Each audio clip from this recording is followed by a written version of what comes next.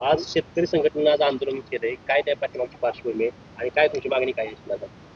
सन 25-26 सालामध्ये विठ्ठल साखर कारखान्याला पंढरपूर तालुका असू त्या माढा तालुक्यातून असंख्य शेतकऱ्याचा ऊस आलेला आहे.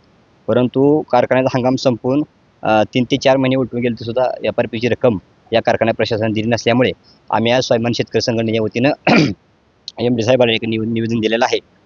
शेतकऱ्याची प्रचंड अतिशय निष्कृत दर्जाची झालेली आहे. कारण युद्धामुळं शेतकऱ्याच्या शेतीमालाला कुठल्याही प्रकारचा भाव नसल्यामुळं शेतकरी आर्थिक संकटामध्ये सापडलेला आहे आणि कारखाना प्रशासनानं ऊस दर साखर नियंत्रण कायद्यानुसार एफ-आर-पीच्या कायद्यानुसार 15 दिवसानंतर शेतकऱ्याच्या खात्यावर पैसे देणे बंधनकारक असताना देखील शेतकऱ्यांना अद्याप पैसे न दिल्यामुळे शेतकरी खरं तर मेटाकुटीला आलेला आहे.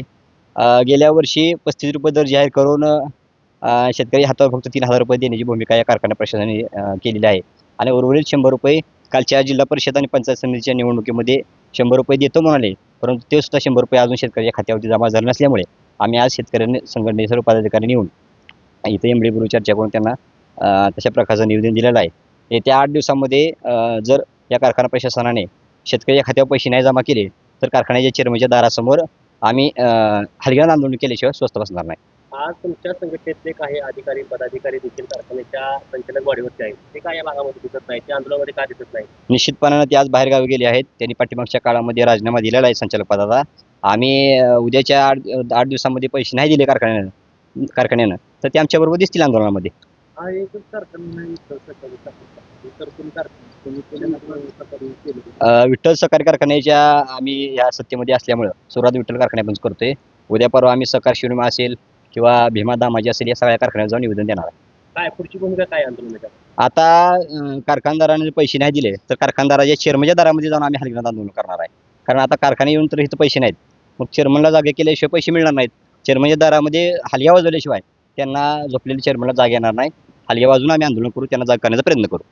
तर चेअरमन साहेब कारखाना चालणारा माणूस म्हणून तुमची संपूर्ण महाराष्ट्रावर ओळख आहे. तुम्ही देखील त्यांच्या भाषणातून सातत्याने त्यांचा उल्लेख कसा करूचा, काय झाले नेमकं अशा घटना घडते त्या लोकांना त्याला खतं असतील, बाकी बी बियाणं असतील, सगळे खरेदी करायची लोकांना पण उधार देत नाही. तर 3-3, 4-4 महिने जर पीक थांबत असेल तर शेतकरी काय केलं पाहिजे? विठ्ठल सहकारीच्या निवडणुकीमध्ये आम्ही आबांना पाठिंबा दिला होता. त्यांच्याबरोबर सावलीसारखं उभा राहून प्रत्येक गावागाव जाऊन सांगितलं होतं की हा कारखाना चालवणारा माणूस आहे आणि शेतकरी संघटना ह्यांच्या पाठीशी आहे म्हणून लोकांनी ह्यांना निवडून दिलं.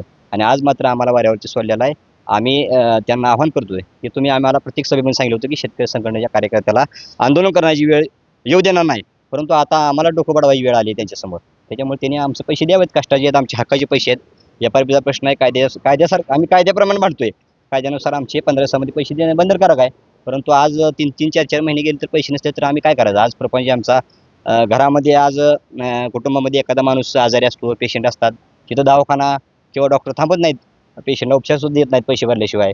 मेडिकलमध्ये जावा तुम्ही किंवा खत दुकानदार उधार खत देत नाही.